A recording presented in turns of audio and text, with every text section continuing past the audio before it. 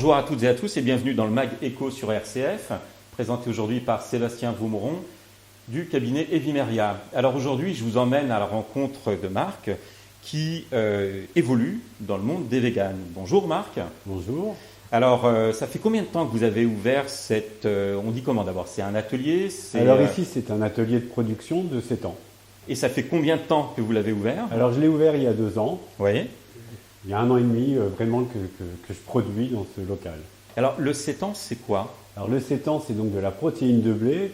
Bon, le sétan, c'est un nom un peu magique qui veut dire à la fois être et protéine. C'est un nom qui vient d'un japonais. Maintenant, je l'utilise vraiment pour dire que c'est de la protéine de blé, tout simplement que je mélange avec d'autres farines après. Donc en fait, vous partez d'une farine de blé, comment vous faites? Alors votre produit de départ? j'achète de la farine de blé qui vient du Perche, d'un producteur local qui travaille sur des grains anciens et des farines bio évidemment. Et puis moi, je la pétris dans un premier temps comme un boulanger. Ouais. Après, je la laisse tremper quelques heures. Et après, je la lave et je la relave à l'eau pour enlever tout ce qui est l'amidon, pour récupérer que le gluten qui est la protéine. Et quand j'ai cette masse, après, c'est ma matière première que je vais pouvoir transformer à volonté. Donc, vous récupérez du blé que la partie du gluten, Ouais. enfin que le gluten. Oui, que la protéine. Et le reste? Alors, le reste, moi, j'ai aucune utilité, donc là, ça retourne à l'eau. Les industriels font chauffer la farine pour récupérer de façon magique le gluten et le séparer de l'amidon. Et ils récupèrent l'amidon pour les autres industriels, mais moi je ne sais pas faire. D'accord. Après, dans un monde magique, ce qui serait bien, c'est de pouvoir le récupérer pour donner à des animaux comme nourriture, mais ça rentre pas non plus ça rentre pas trop dans mon projet d'avenir. Dans votre projet. Mais ça pourrait se faire. Ça pourrait se faire. Si la personne venait le chercher tous les jours, je lui donnerais avec plaisir. D'accord. À partir de ce gluten donc, qui est transformé, donc ça s'appelle à ce moment-là le sétan, Ouais. qu'est-ce que vous faites?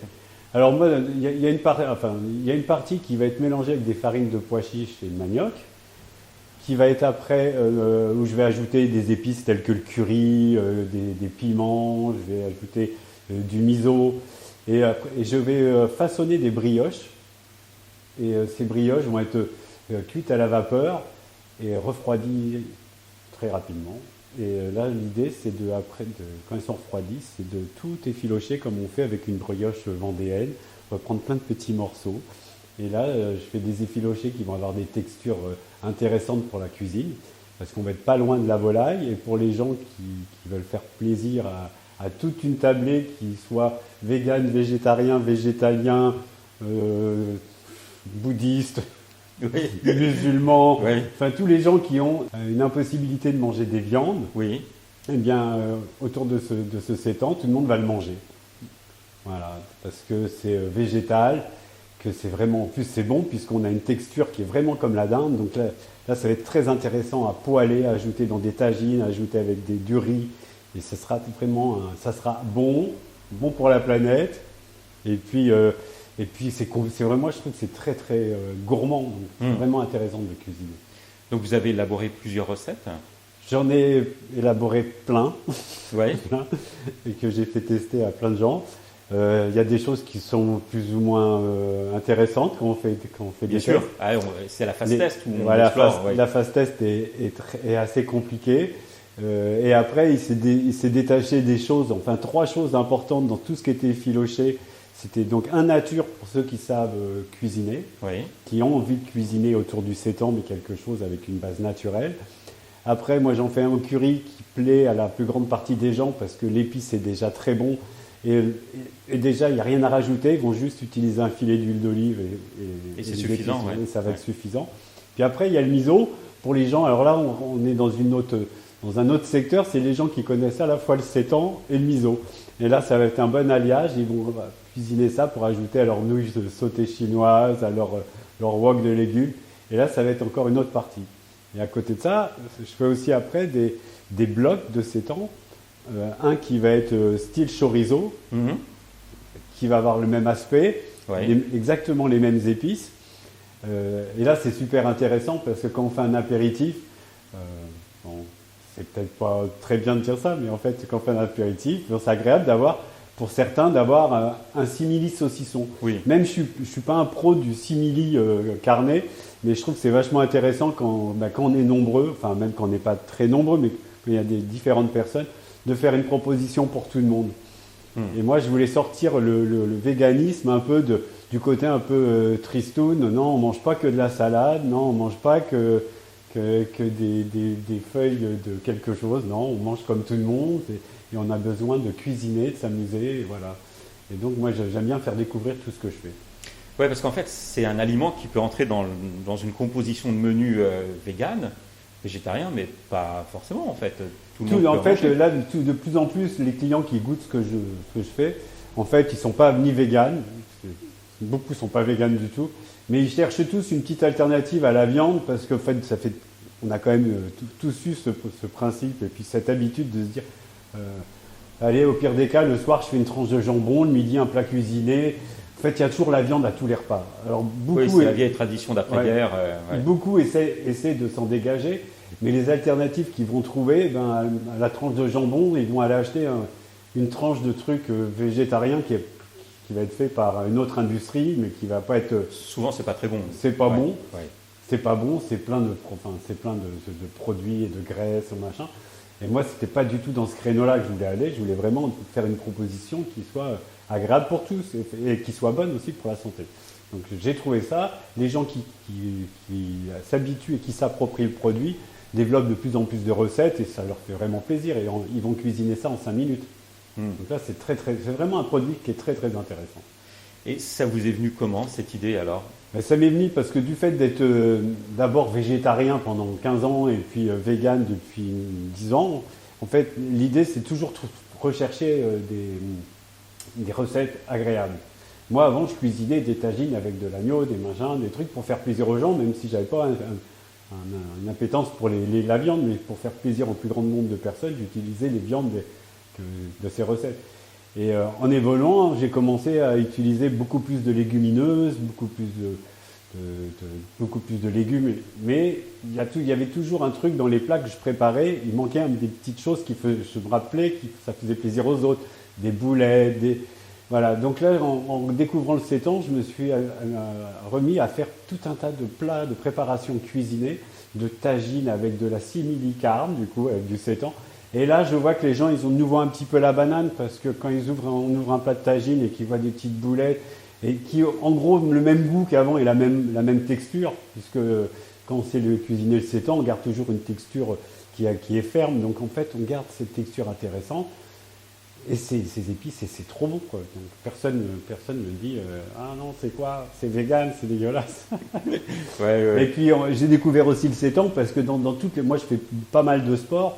Et j'ai toujours mangé beaucoup de protéines.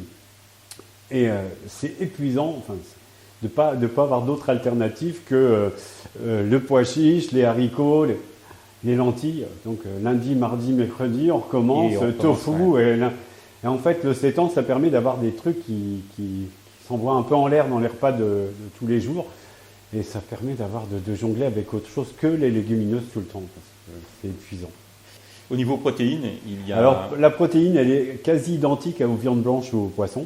Ouais. Je suis dans les plus bas des sétans, je suis à 17%, et dans les plus hauts, je suis à quasi 19% de protéines au 100 grammes, qui reste un produit mais super protéiné, quoi. Oui, c'est quand même riche. Ouais, là, c'est très riche. Ouais. Et ça a aussi un avantage, en dehors que ce soit riche, c'est aussi très nourrissant. C'est-à-dire qu'on sort pas, on se dit pas quand on a mangé 100 grammes, on n'était pas là, je mangerais bien un autre truc. Non, ça suffit, on est bien calé, quoi. Et alors, où est-ce qu'on peut se les procurer ? Où est-ce que c'est Alors distribué ? aujourd'hui, je les distribue dans les magasins bio. Sur Le Mans, Sur Le Mans, il va y avoir les Biocop, il va y avoir Anagramme, voilà. Après, je travaille également à Angers où ça va être les Biocop aussi. Et là, je n'ai pas de resto d'épicerie en vrac à Angers. Et voilà, en fait, là, moi, mon début de production, il y a 1 an et demi, je voulais d'abord travailler avec les Biocop parce qu'ils ont un bon réseau autour du Mans.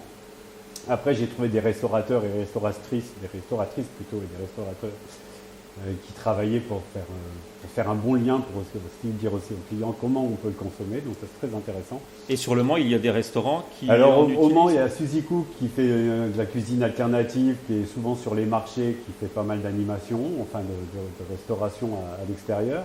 Après, il y a le Café Folk, avec qui l'ont à leur menu au moins une semaine sur deux. Et puis après, il y a des restaurateurs qui ont essayé ponctuellement, comme ça s'appelle la pâtisserie de Lausier.